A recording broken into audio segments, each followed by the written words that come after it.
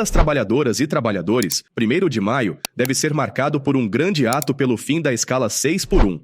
Realidade em países nórdicos como a Noruega, Suécia, Dinamarca e Finlândia, a redução da jornada de trabalho é uma pauta que avança no Congresso brasileiro e tem ganhado apoio das ruas. De autoria da deputada federal Érica Hilton, a proposta de emenda à Constituição, PEC, conta com o apoio do movimento Vida Além do Trabalho, VAT, que nesta sexta-feira foi às ruas convocar a população para um grande ato no dia 1º de maio. Já que a Globo não fala do fim da escala 6x1, estamos aqui em frente aos estúdios Globo, convocando os trabalhadores dessa empresa para se juntar a nós na Cinelândia no dia 1º a partir das 14 horas.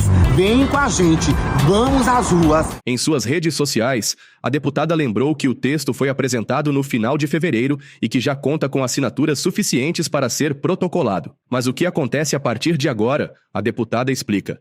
A nossa PEC foi apresentada no final de fevereiro e ela já tem 230 assinaturas, o que é um bom sinal, já que uma PEC precisa de apenas 178 para ser protocolada. Agora, ela vem aqui para a Comissão de Constituição e Justiça da Câmara para ser apreciada em primeiro momento a admissibilidade do texto, o que significa se ele é compatível com aquilo que diz a Constituição. E você aí pode pressionar os deputados dessa casa para dizer que sim, é constitucional que a gente altere a jornada de trabalho e o fim da escala 6x1. Aprovado na CCJ, então, o texto, por se tratar de uma PEC, precisa de uma comissão especial para discutir o conteúdo das PECs. PECs precisam de comissão especial e comissões especiais são de responsabilidade dos presidentes da Câmara. Por isso, venho dialogando com o presidente Hugo Mota para que nós possamos instalar a comissão especial. Nela, nós vamos discutir todo o conteúdo, se o texto é bom, o que sai, o que fica e até mesmo a possibilidade de rejeição do texto. Por isso, muito importante seguir pressionando os deputados pela não rejeição do texto na comissão especial.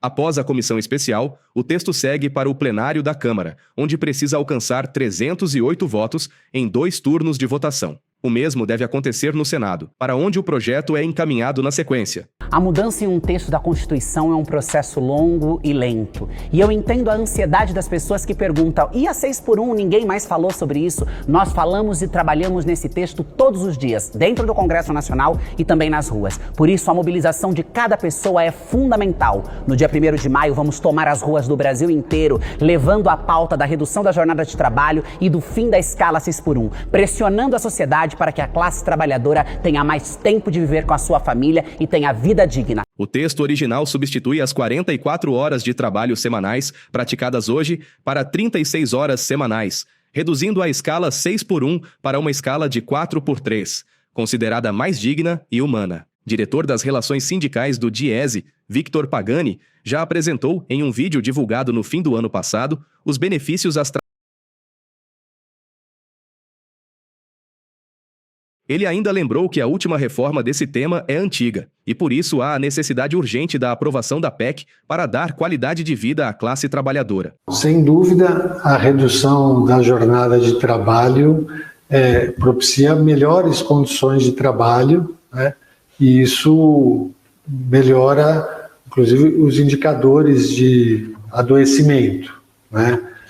A gente tem o aspecto econômico, que a redução da jornada sem redução de salário, ela propicia uma melhor distribuição dos ganhos de produtividade, que a gente teve a nossa última redução da jornada no Brasil, ela é de 1988.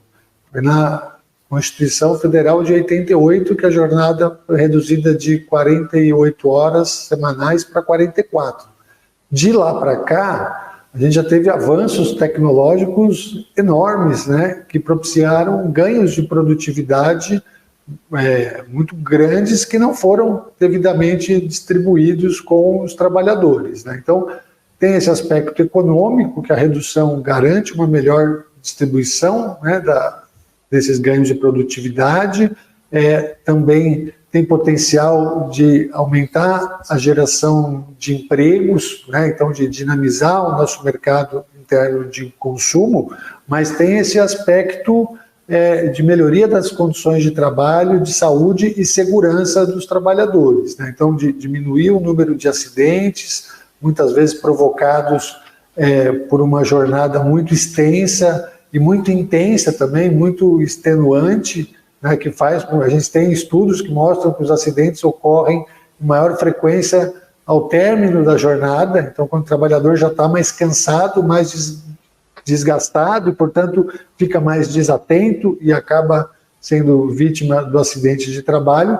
E agora, recentemente, né, a gente tem um aumento muito significativo do adoecimento mental relacionado ao trabalho e, portanto, ter um maior equilíbrio entre a vida profissional, a vida pessoal, ter mais tempo para o descanso, para o lazer, para a própria qualificação, para o convívio social, familiar, a prática de atividades culturais, esportivas, vai ser benéfico para o conjunto da sociedade. Eu acho que com a pandemia e a massificação do trabalho em home office, em teletrabalho, essas fronteiras, né, do que é o horário de trabalho e o que é o horário de descanso, de lazer, elas ficaram muito turvas, né, ficaram borradas.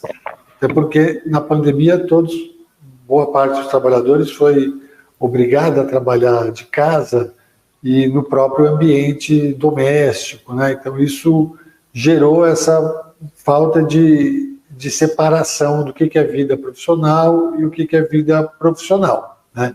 E a gente vê que muitas vezes as jornadas se estenderam para além do que está previsto na lei, né? Então o tempo de transporte passou a ser incorporado como tempo de trabalho, né?